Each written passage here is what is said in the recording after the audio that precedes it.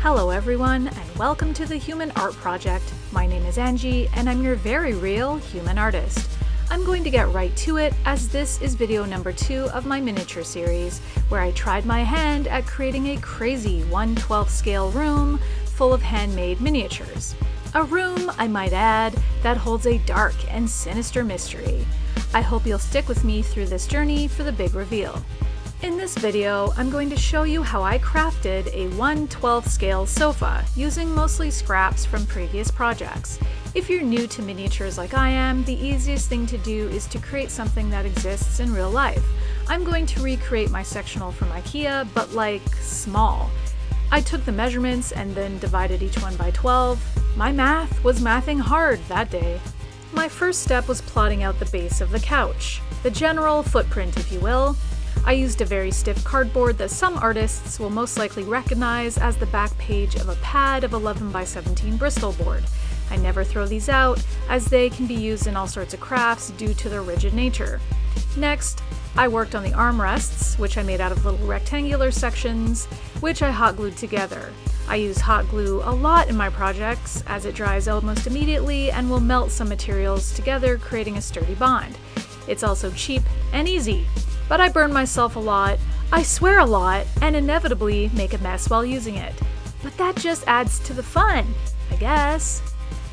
After that, I built the back portion of the sofa, so my little people will have a sturdy piece of furniture to rest their heads on after a long day of secretly coming to life when my back is turned.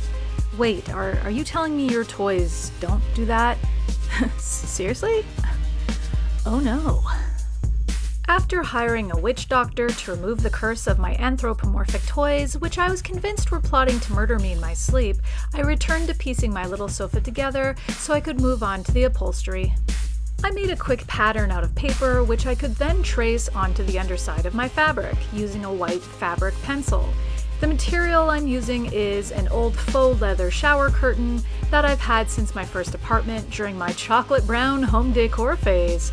I also used it for the robe for my Skeksis costume, so I have a bag of leftover scraps, which are perfect for making miniature furniture with. Next, I use a combination of clear and hot glue to apply the fabric to the sofa frame.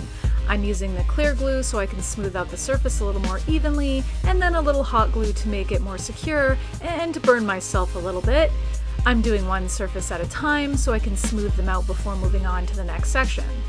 I continue this process until it's fully covered. I was kinda sorta smart and made sure to put the seamed edges of the fabric along the outer edges of the couch. After that, I started to work on the cushions. I used a thick EVA foam that you can pick up at most craft stores. I double up all of the pieces to add the appropriate thickness. I used a combination of white and black foam because that's what I had, and they're going to be covered with fabric anyway.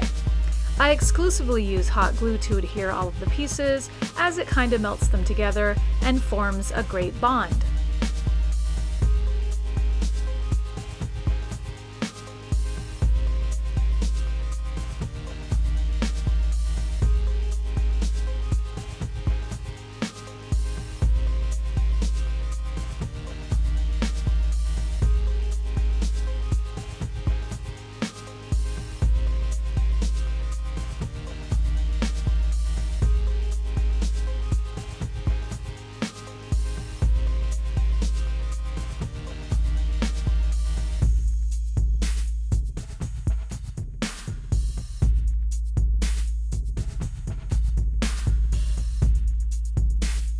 Once the cushions are complete, I test the sizing out with Chun-Li, who is a perfect 1/12 scale figurine. She's tired from decimating her enemies with spinning bird kicks, and now just wants to kick back and relax. Looking good, girl. I then proceeded to work on upholstering the cushions with yet another chocolate brown curtain from my junk bucket. Dude, I clearly had a problem. You can use any leftover fabric scraps or discarded clothing that you have laying around to make your tiny creations.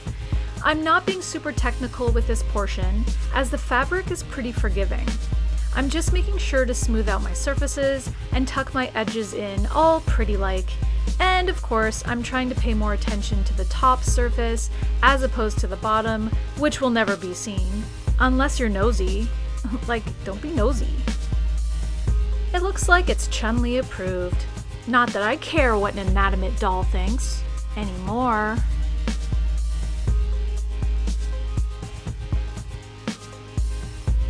Next, I look through my big bag of wooden beads and try to find 5 matching ones to use as legs for my couch.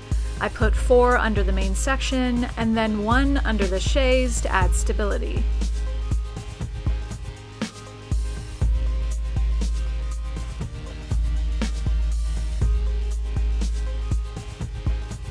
Who the hell is this guy? Looks like a G.I. Joe has entered the chat. He seems to be enjoying the perfect scale of this little sectional. And this wee little border collie looks right at home. Check it out! I made a little pillow and rug made out of Rum Tum Tugger. Don't worry about it. Oh, and I found these little skeletons in my art supplies that just happen to be the correct scale for my project. I think things have just taken a dark turn. Here's a little bonus content for you. I'm culling through scraps of wood from a miniature kit. You know, the ones you can buy and everything is pre-cut and fun, but also super annoying to make.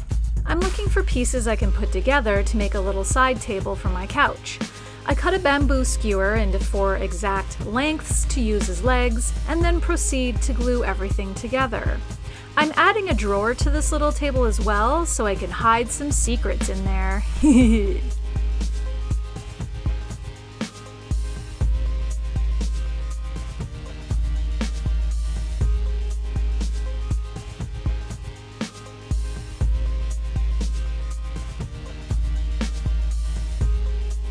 And there you have it, a sofa and side table. Oh, and a lamp that I made with a wooden bead and a little plastic thing. Look, the drawer opens and everything. Oops, yeah, I haven't glued that yet. Anywho, that concludes part 2 of my miniature series. Stick around for part 3, where I make some more weird little things. Thank you so much for watching. Until next time, don't forget to like, share, and subscribe. Take care, and go make something cool.